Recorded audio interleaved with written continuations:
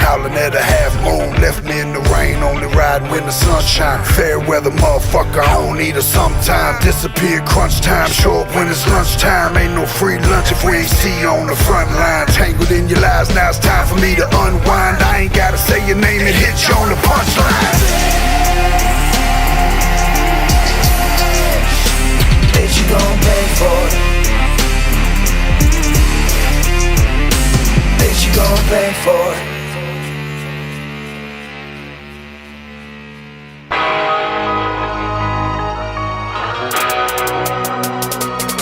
Ain't living long like this. Ain't living long like this. Am I, baby?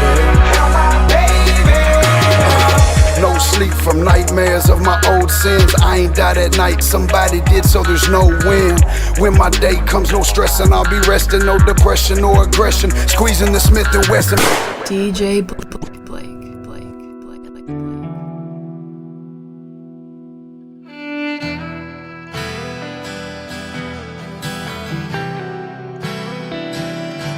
Baby, if you love me, well, please love me now. 'Cause baby, if you love me, it's my darkest hour. It's my darkest hour. If I did you wrong before, I won't do you wrong no more. It's all I've ever known. It's all I know. It's all I know. First time that we locked eyes, stomach felt like it had knots tied. I cannot lie, I wanted to try, but I knew right then it was not time. So I sat back and played my position, and I prayed that you made your decision.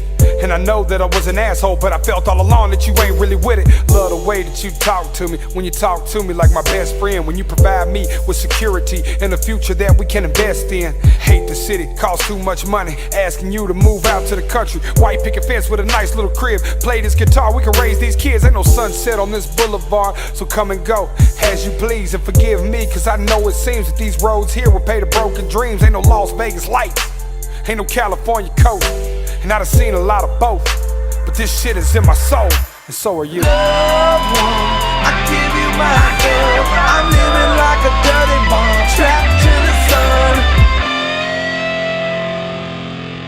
This is DJ Blake, and my next guest is part of a very talented family, and he is no exception. But he also doesn't let his family define who he is as a person. This man has embraced his mistakes and learned from them as well. He wants to lead by example and inspire his fans and family. It was an honor to sit down with him. It's my pleasure to introduce Struggle Jennings. Pain cut deep like Ginsu. See the tears that you grin through. Can't blame yourself for what I've been through. I was too wild for you to tend to. 4 foot tall, felt 10-2. Look who the hell we can to.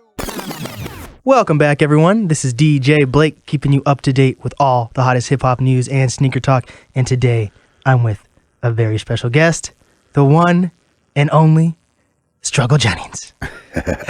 How you doing, man? I'm doing good, man. It's really funny because I've had a few like bigger artists on my podcast, but you're the first one who's actually been able to make it to the station. Yeah. I've had to go to the events, or there's been an event.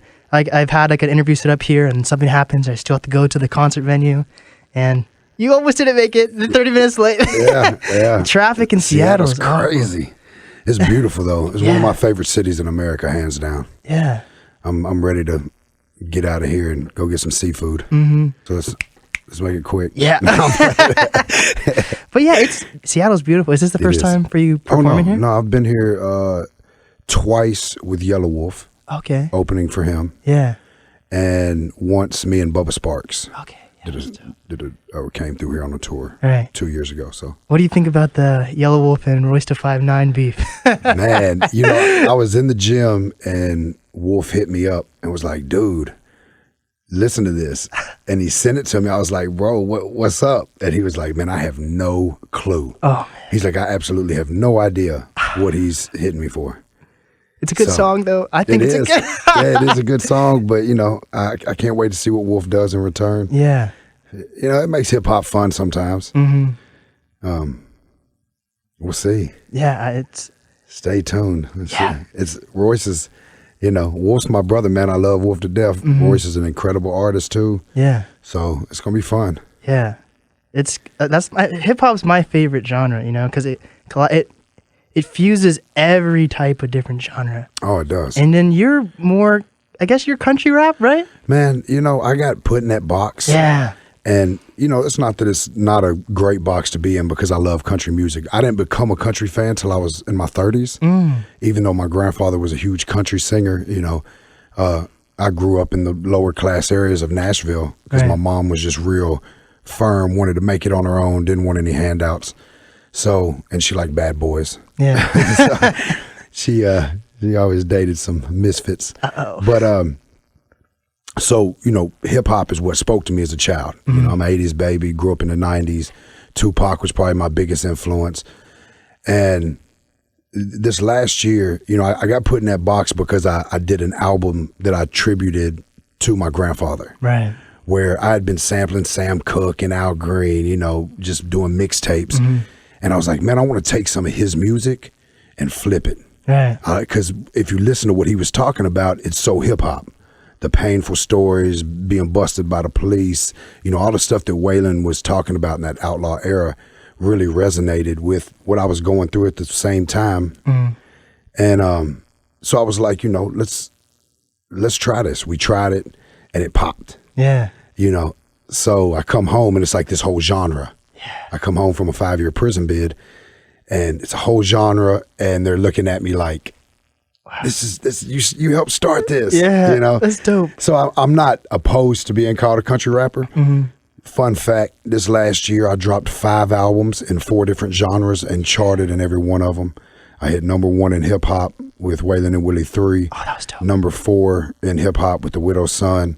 #1 with blues with me and my daughter's EP Sunny Days. Yeah. #4 at Christmas in Christian genre with me and my mom's project called Spiritual Warfare, and then we just charted #8 in alternative with the Angels and Outlaws album. Oh, that was fire, dude. I listened to all of that shit. That was good, dude. Yeah, it was a fun year. You know, I don't really want to be put in a box, and so it could hinder me in some areas, you know, because my fans are all over the place. But we just go in the studio, and whatever feels right, that's what we're gonna do. Like we're in this to make music, enjoy ourselves, and feed the family. And so far, it's working.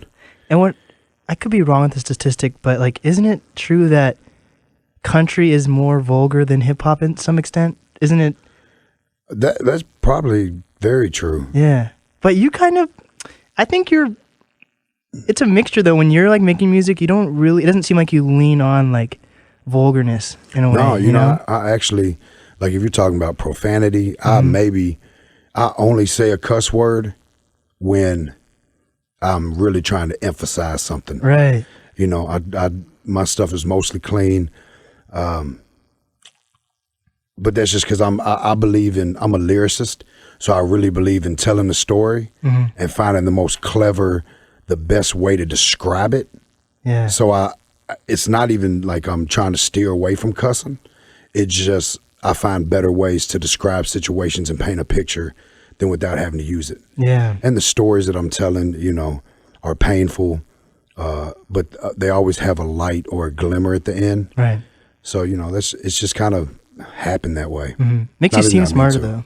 Yeah, I guess so. It's a facade. I'm not that smart. I'm playing. You look scary as hell, but you seem like deep down you're probably like a teddy bear a little bit. I am. I'm only a grizzly if I have to be. Yeah. You know, you mess with the babies, right? You know, and the family, then you know, right. You get the other side of me. But you know what? It's really, I've been through so much, man. I'm just grateful to be here. Yeah. And I live my life solely on enjoying the moment. Yeah. Loving everything that I can possible, loving everybody, and just being grateful to be here. I'm blessed. Yes. I made it out of so much, you know, and to be here and have this opportunity to be up at a radio station with you, hanging out, talking, you know, sold out show last night in Portland. Hopefully have a good turnout tonight in Seattle. Like I'm 2,600 miles away from home, paying the bills back there. Yeah. So yeah, that's the life. Yeah, we've been on a tour bus and we broke down 6 cities in a row. Oh man! And the bus company just kept putting Band-Aids on the bus. And everybody's like flipping out, like, how are you dealing with this? I'm like, dude, we're on a tour bus. Like, yeah, it's broke down, but like, we're going to get there and it's all right. Like, just, I kind of just move that way. Mm-hmm. Dude, vehicles are expensive. Literally on Thursday, my car died on the freeway. Oh my God. So now it's in the shop and I have to borrow another car. You know, like first you think, okay, I just bought this expensive car and now you're done. No, you got insurance, maintenance. Yeah. It's insane. Well, like I told you before, I got 9 kids in the house. Oh no. Right. So I've got 5. My wife's got 2, and we adopted 2 more this year. Well, we got custody of 2 that were kind of in a situation. Yeah. So we got Suburbans. Yeah. You know, we got 2 Suburbans and a couple other cars that we had before the Suburbans, but it's constantly something. Mm-hmm. Constantly. It's constantly a transmission or, or you know, a tire or anything. Like, it's just always something with vehicles. Mm-hmm. You have a really like musical family, you know? Yeah. Is there pressure in that in a sense? Like having your grandfather be a musician, you being a musician? Yeah, it's not to me. Yeah, like my grandfather did what he did, and he set a path and set a way and really set a stage that if we wanted to, we could climb up on and use, you know. And I didn't tell people he was my grandfather for a long time because I didn't want that to define me. I didn't want people to be like, oh, that's just Waylon Jennings' grandson, you know. And then my Uncle Shooter, who we're like brothers, we're a year apart.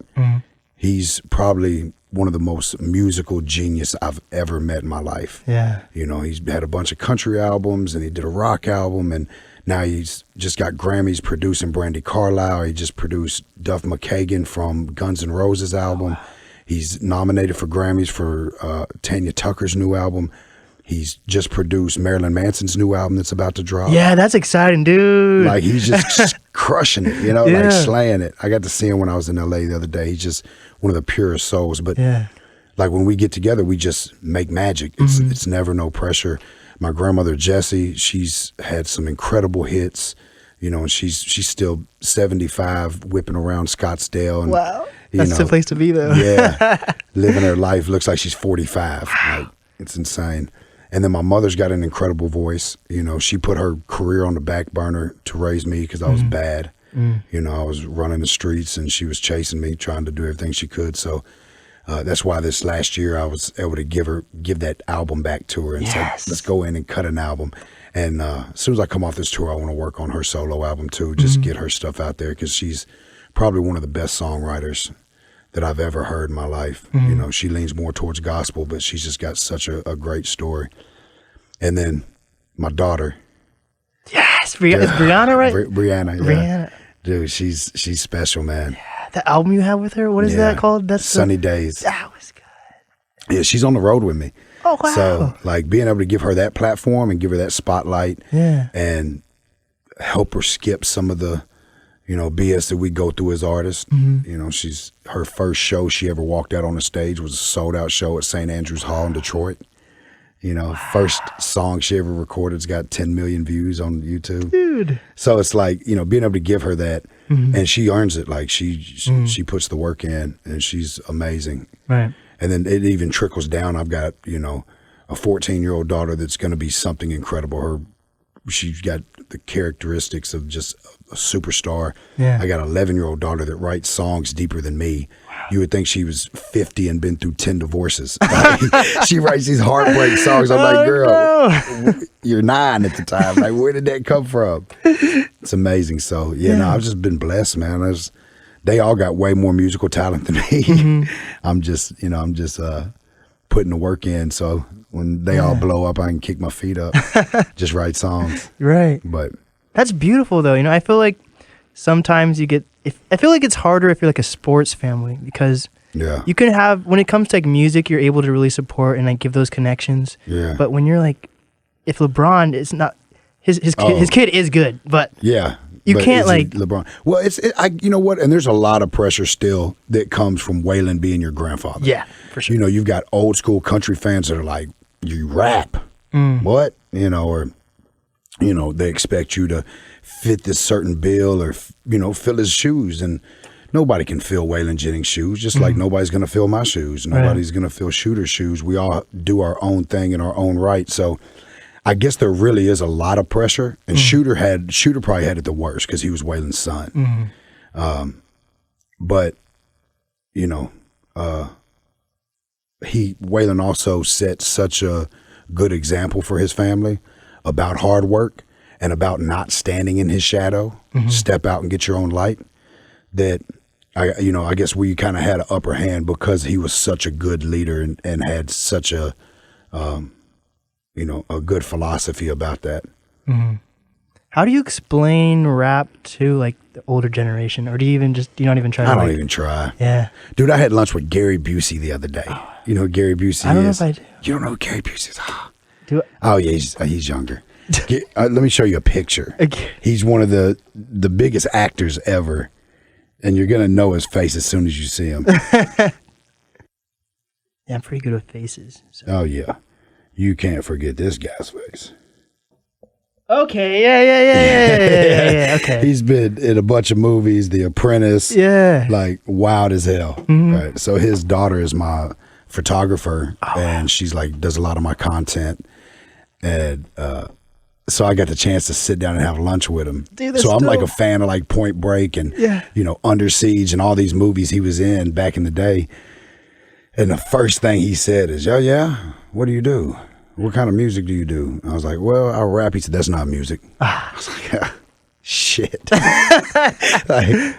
all right. But throughout it, after we had an hour-long lunch and conversation, he was just amazing and awesome and accepted me for who I am, Yeah.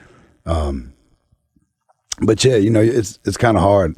And the crazy part is though, man, because of what I'm talking about, Right. the fan base that I have, it goes up into 70s. Like literally, we have 70-year-old fans come in every night standing front row crying at certain songs, Yeah. So I feel like I've kind of bridged that gap because it's not the norm, it's so left field that, people that have went through what I'm talking about or that were Waylon fans and such Waylon fans that they just give me a chance. Or a lot of times it'll be a son that listens to my music, plays my records for his dad, who is a huge Waylon fan and doesn't like rap. Right. And it bridges that gap. Yeah. And they find a common denominator. Wow. And that's always cool. That is. So That's exciting. yeah, it's been fun. Yeah. How do you make a long-lasting support system? Like working with like Yellow Wolf and Jelly Roll. How did that even come to be? Well, me and Jelly Roll have been friends for going on 18 years, I think. Oh, wow. Like we were both doing music, like mixtapes, and stuff like that, and selling them in the street. But our relationship goes so much farther than that because we both put music aside, got in the streets, got in a bunch of trouble, both did time here and there, back and forth, and so we've just been through so much. Like, we've buried 100 friends and, went through cases together. And so me and his bond is so beyond the music. And then when I went to prison, he just really took that as a sign that it was time for him to push. Right. So the whole time I was gone, he was out touring, busting his ass, recording. So he set a platform for me to come home to that really, helped me not just walk out to, oh yeah, I want to be a rapper. It's like, no, you're a rapper. Wow. It's like you're a professional musician. That's a true friend. Yeah. And Yellow Wolf did the same thing. Yellow Wolf was, when me and Yellow Wolf met, he had just got out of one deal and then he was signing with the shady deal. So he was, yelling free struggle and stuff. And then when I came home, he gave me an opportunity to get in the studio and put me on payroll. So the halfway house, I had a legit job. Was that pressure though? To come out and what? Yes. I'm coming out and, I got a whole lot to talk about.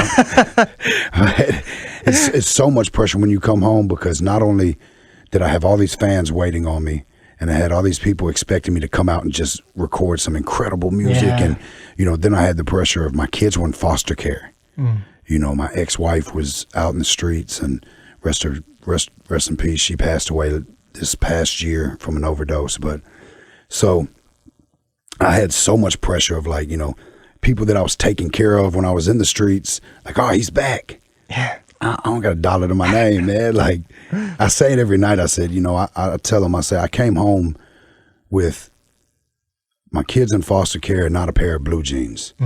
Now I've got 9 kids living in my house and a whole lot of blue jeans. Whatever you want to do is possible. Like, I try to beat that into people, because so many people get discouraged at life and obstacles, and, they veer and get frustrated and give up way too soon. Right. But yeah, so with those relationships, Jelly and Yellow Wolf, they're the homies, man. Like, we don't get together on music as much as we do friendship. Yeah. We're around each other a lot more on some friendship than we are doing music. But me and Jelly started doing these Waylon and Willies, and they're dope. They popped. Yes. Like, they changed our life. Like, for real. Right. It's been magical. So we'll be back here in the fall, us together. Yeah. On a fall tour. He's made some amazing connections too. He's about to go on tour with Tech 9, yeah, right? Man. Dude. Yeah, it's nuts. Yeah. Yeah, and they've always been Travis O'Gwen that owns Strange with Tech, and they've been the homies, and they've been so supportive. So to see him now actually going out and being direct support for Tech is just, it's amazing. And I know for him, it's a dream come true, and it's going to be awesome. Yes. I'm hoping I can catch some of them. Yeah. Hopefully I'm not too far away. How does it feel to kind of be like a minority in a genre, Yeah. No, I totally get it. And, it's, I grew up in such a diverse neighborhood, where everybody was just meshed together. So I never really I always saw minority and majority as, a tax bracket, like more of a class. I never saw, and it sounds crazy because I'm from the South, but I never saw racism until I was almost out of high school. Right. Like, I lived in the hood.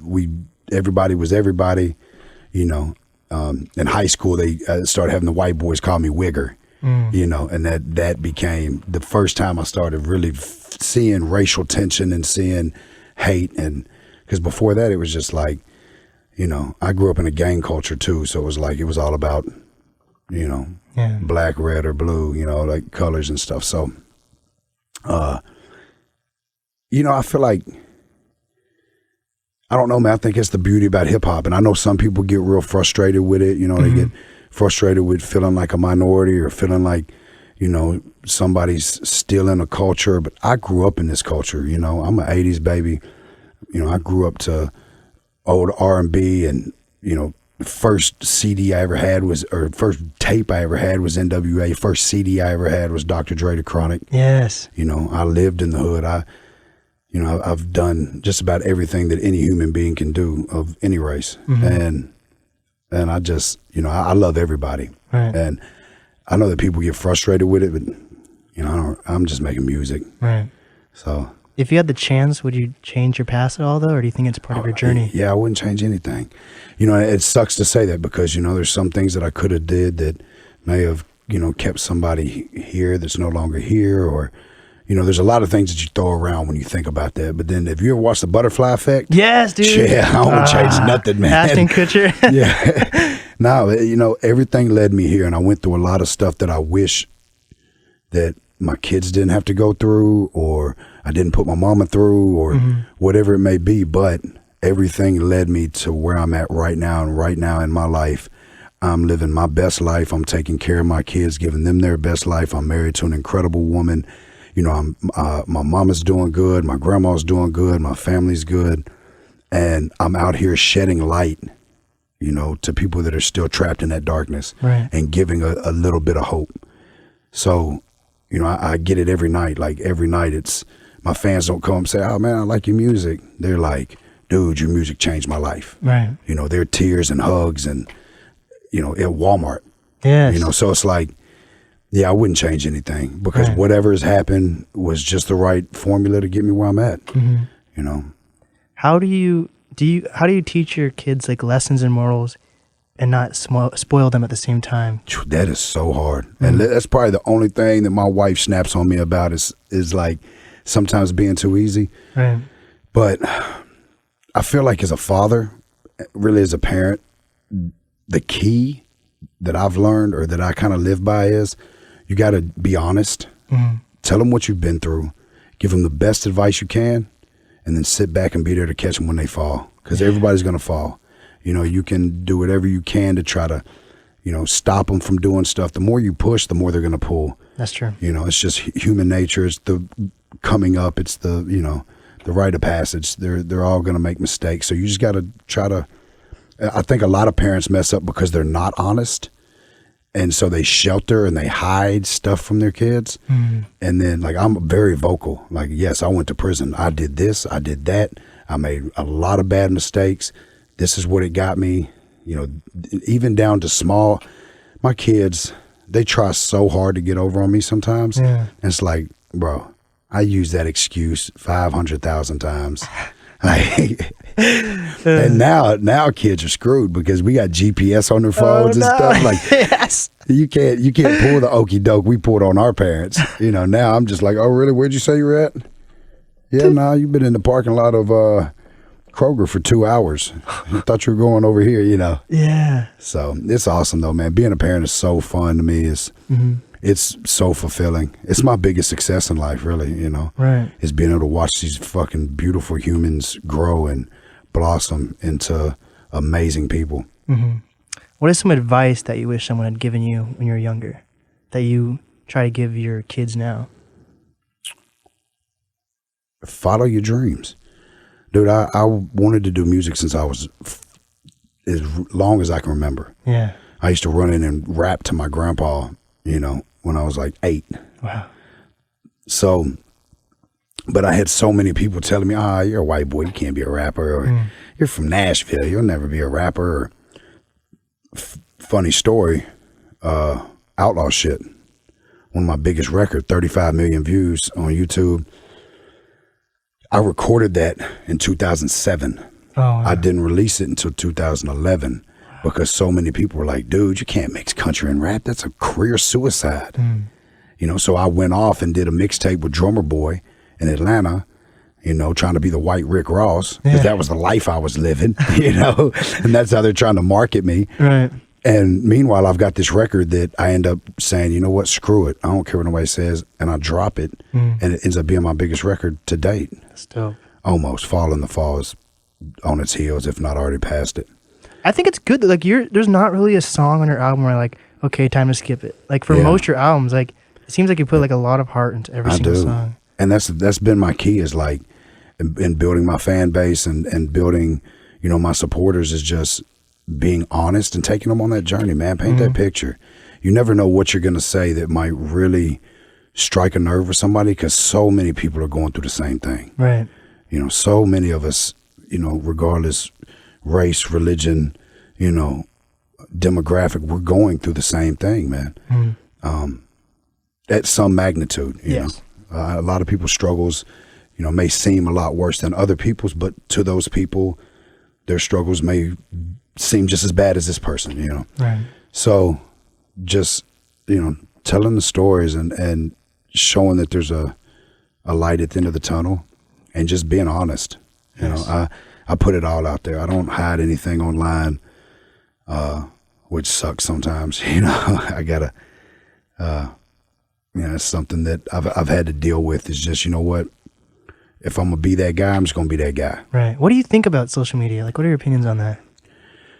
Well, it just depends on what, like, for music and for business, it's incredible. Like, it's taken free promotion. Yeah, free promotion all over. You know, you can upload something, and you know, I got somebody in the Philippines listening to it. Yeah. That I could have never physically took that and put it in front of them. So, in a lot of aspects, it's incredible. Right. I think it has caused a little bit of a disconnect in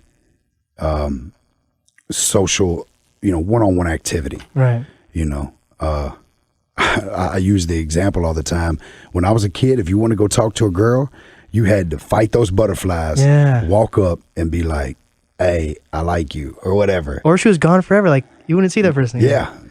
Yeah. And nowadays, they can just, hey, shout it, let me, you know, it's like, because they're hiding behind that. They don't have to say it face to face. So it kind of, it's kind of caused a little bit of people can have more of an opinion, right, or voice their opinion more, which sometimes gets ugly, man. There's a lot of people on social media that are just trolls. They just straight up get on there just to spread hate. Yeah. I call them on it.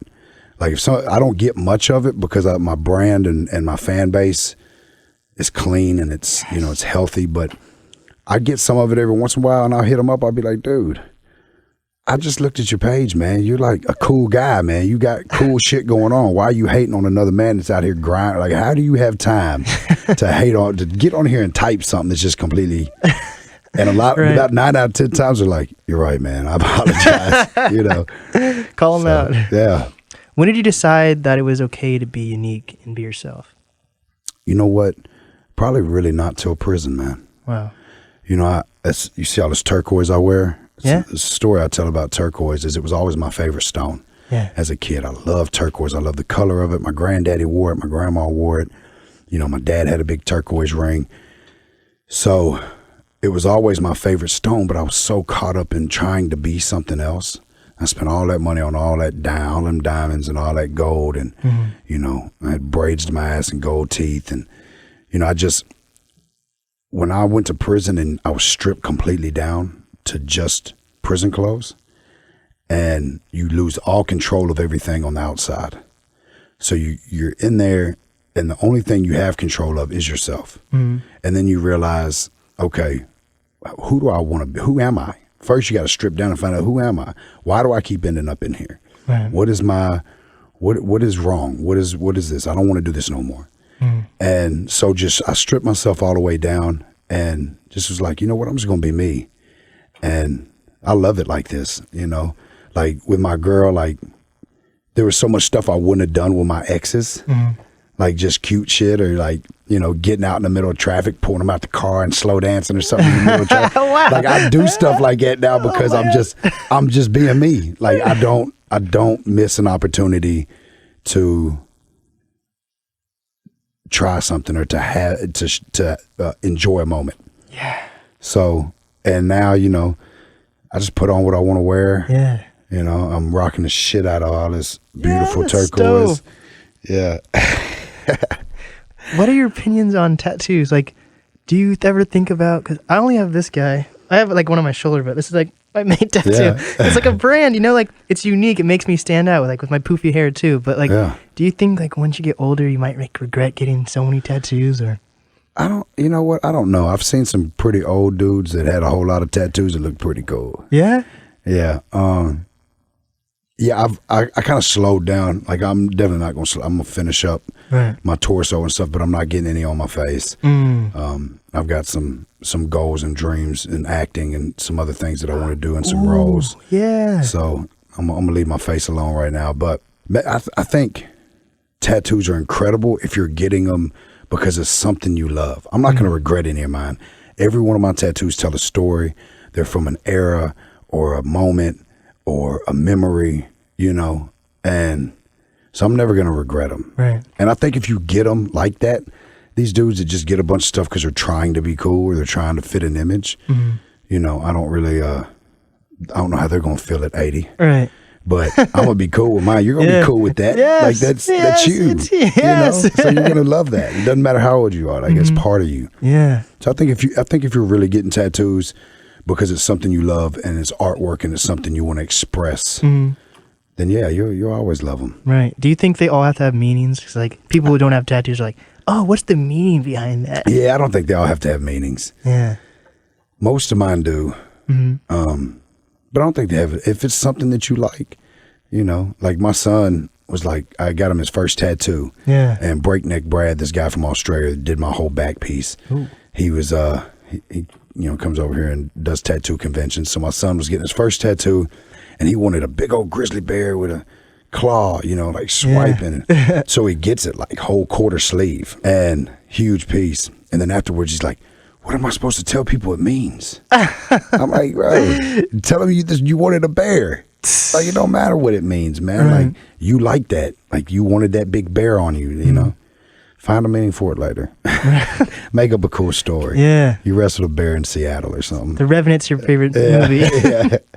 What do you think was the biggest surprise to you? Like, socially once you got out of prison, besides like music and having that platform? Well, there's so much anxiety when people get out. You've got all these goals set. You've got all these timelines. I'm going to do this. I'm going to do that. I'm going to do that. And it never happens like that. You come out, you meet a lot of obstacles. You know, they're not just easy on you. They're not, you just can't get out and think you're just going to start a business and become this next, you know, it takes time, and you're going to meet a lot of obstacles, and a lot of people get frustrated and they give up too fast and turn away from it. And that's why they go back. That's why the recidivism rate is so high. For me, I had everything against me. You know, I had to get out and fight for my kids. I had to go through a divorce. You know, I had to get a place. I had to get a car. I had to figure out how to start turning a good income off of the music. And then I come home to my city that was completely different. Right. They had ripped down my neighborhood and built high-rise condos. Oh, wow, damn. Like, so it was like I came home to like a whole new everything. And I was a new me. So a lot of people didn't know how to take that. A lot of people thought, he gonna be right back out. Yeah, the plug's back, you know? And it was like, no, man, like I'm really going for it this time. I'm really gonna do this. So I think that was a lot of it. A lot of the pressure came from not buckling or feeling like I had to be what they wanted me to be, or have to, you know, go back and fool with everybody that I fooled with when I left. Because, you know, and I catch slack for that sometimes. Like, you forgot where you came from. No, homie, I did not forget where I came from. I remember it, and I'm not going back. You know, I tell friends all the time, like, why don't you stop through the hood and see us? I'm like, why don't you stop by the gym or the studio and see me? This is where I'm at, man. Right. You know, especially after you see guys like Nipsey, man, you know, that were incredible human beings and bringing back to their community. And that's a goal of mine. I want to give back to my old neighborhood and stuff. But it's like, you know, there he is, losing his life way too young, man. How do you prove to people that you've changed? You know, I think you just got to keep just being you. You got to keep your integrity intact, because everybody's looking for a reason to prove you wrong. Just don't give it to them. Right. You know? And I read a book that really changed my life called The 4 Agreements.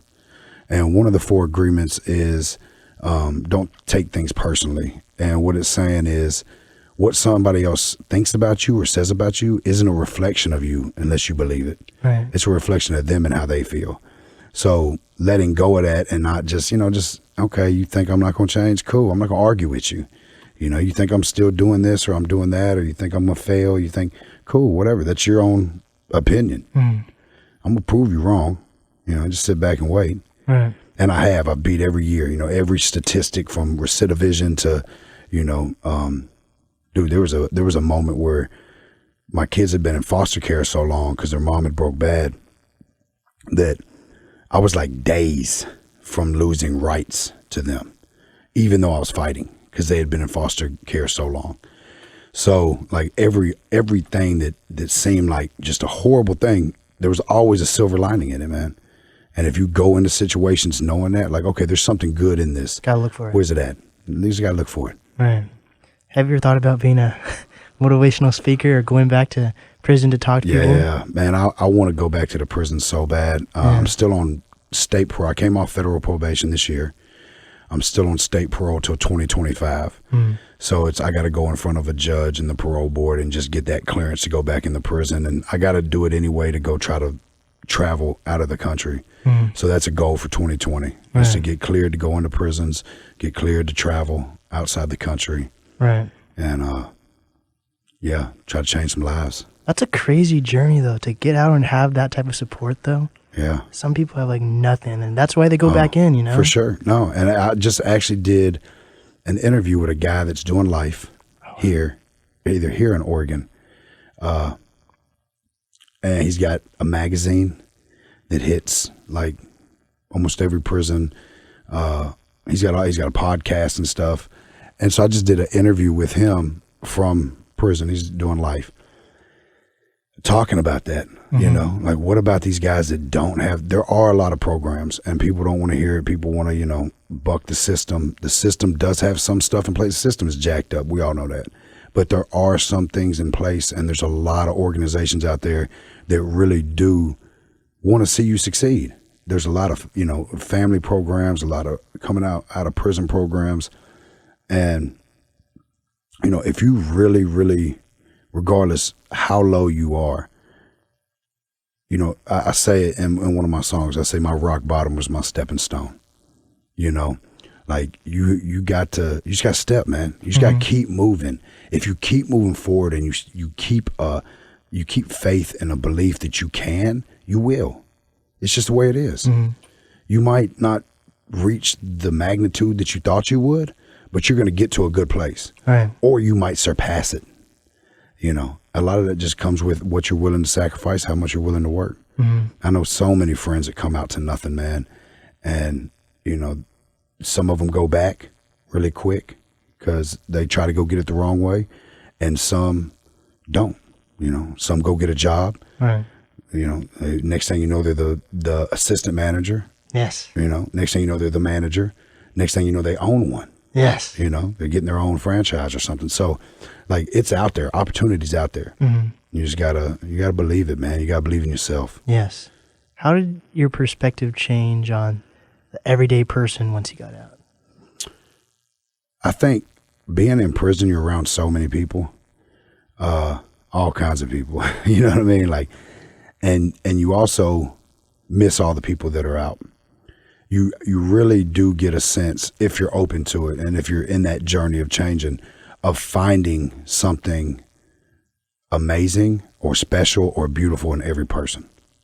Like, I don't believe there's an ugly person. Right.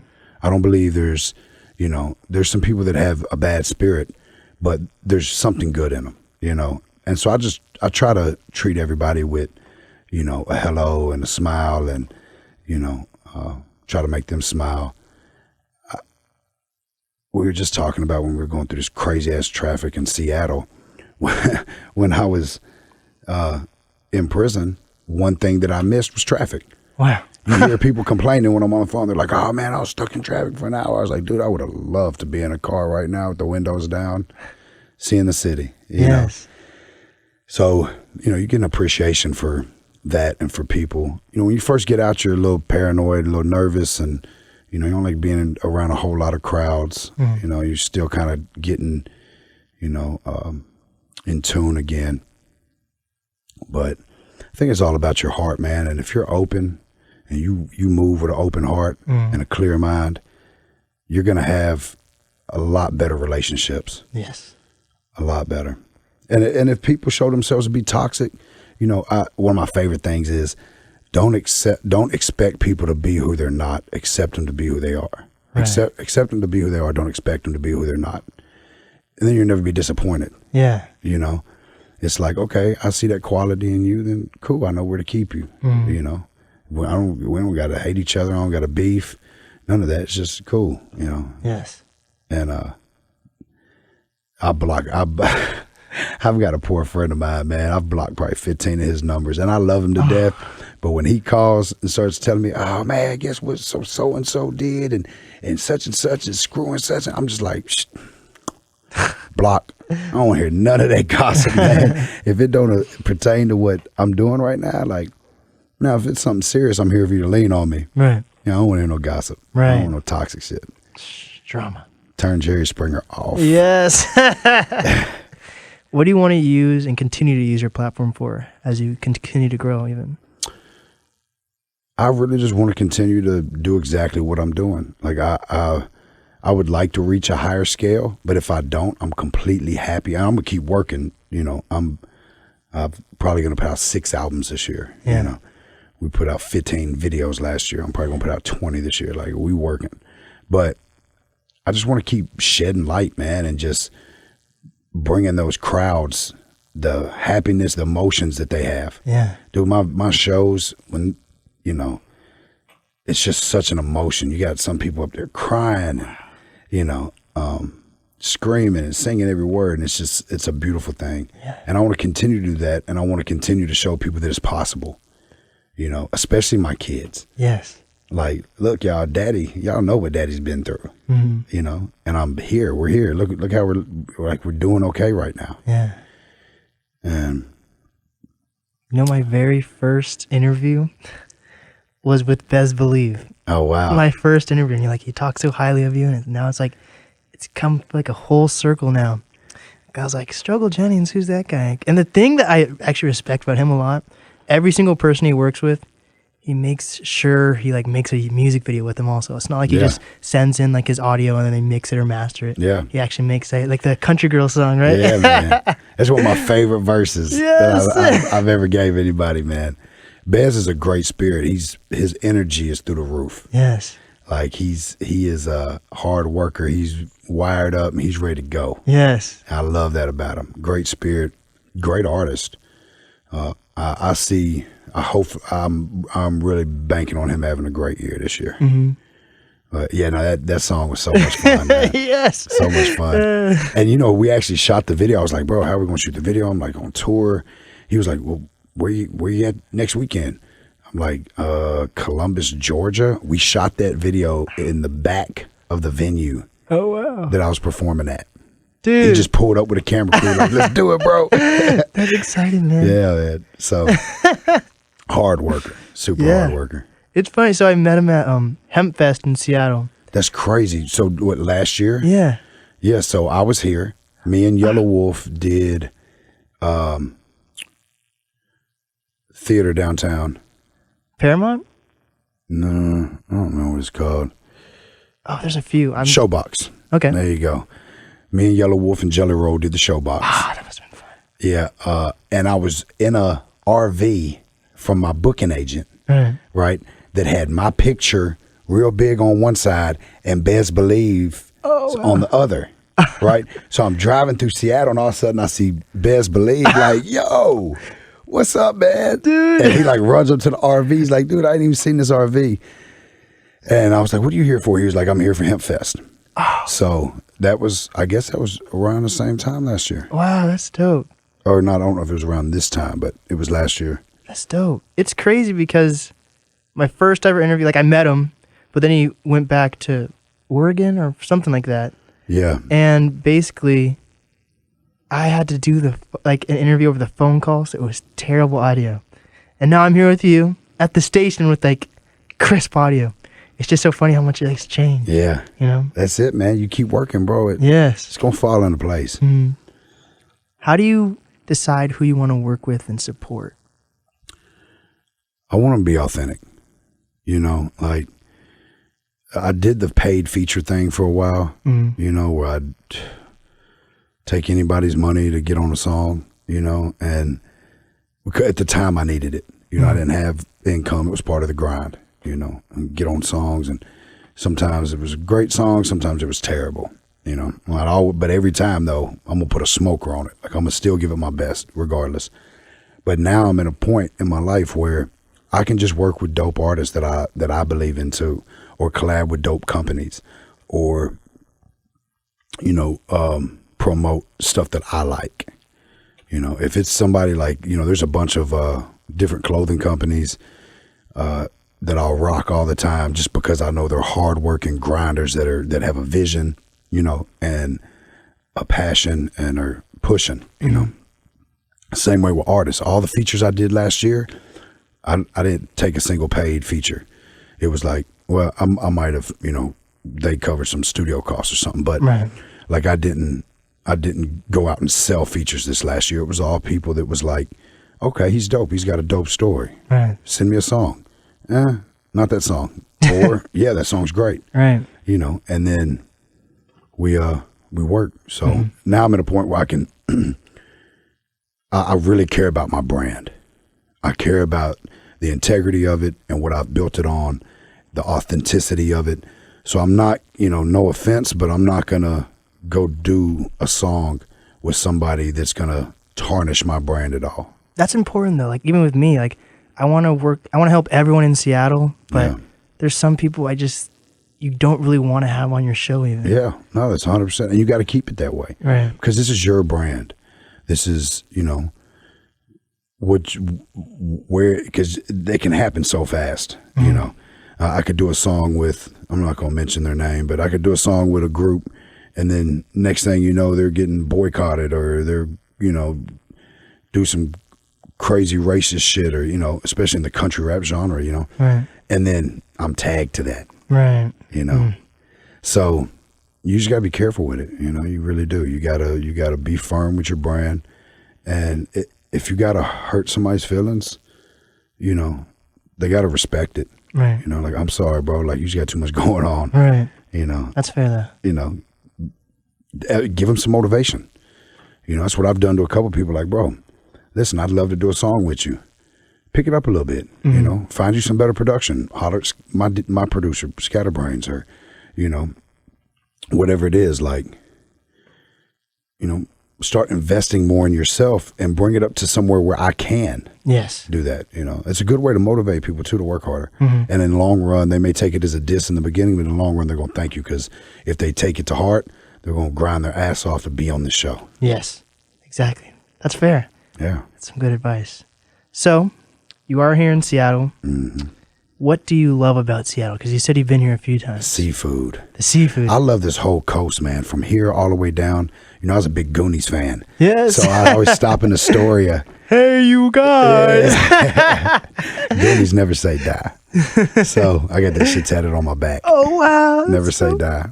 But yeah, so I just love this coast, man. Everything about it. Seattle's so pretty. I love going down there to, like, where all the seafood is. Pike Like, Place. yeah, huh? Do you like Pike Place Market at all? Yeah, that's what I think. That's what it's called. Where you go, like, if you're at Showbox and you go down. Yeah, right the there, cobblestone road. Yeah. And they got like that wall with all the bubble gum on it. Yes, the gum wall. It's so gross. But Yeah, it's so gross, but it's cool. Yeah. Yeah, and my wife flies in. Like, that's why I keep looking at my phone, because she's flying in right now. She's never been to Seattle.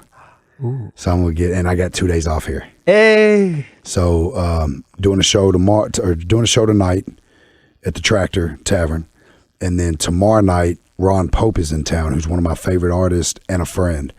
He my wife, when me and my wife been best friends for 15 years. Wow. So we've been through separate relationships and stuff, you know, and just finally got romantic about going on 4 years now. And she had sent me some songs, you know, that she liked, and his song was one of them, became one of our favorite songs.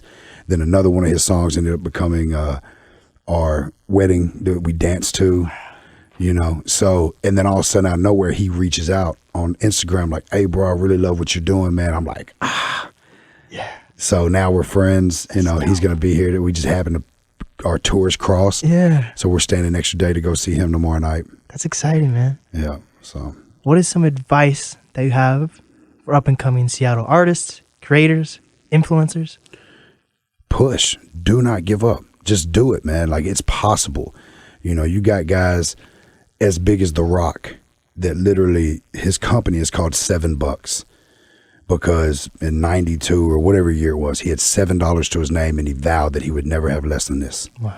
And he worked his ass off from the bottom all the way up, you know.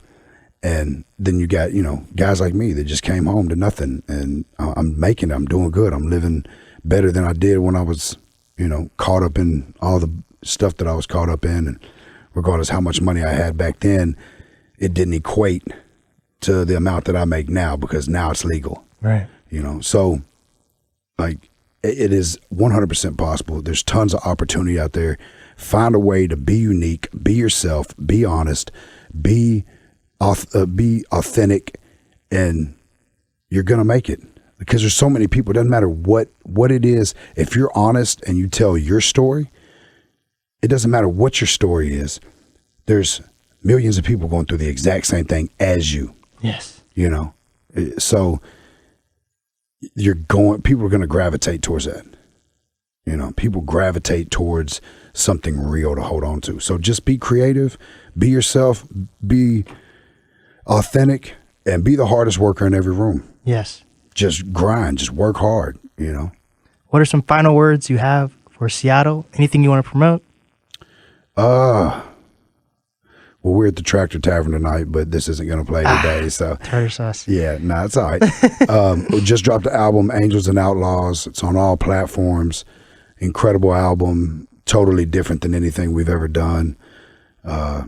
Sunny Days project with me and my daughter. We got Waylon and Willie 4 coming out in the fall. Brianna's solo album is coming out in the spring, going to be amazing. So yeah, man, just check it out. Check out the videos. Check out the music.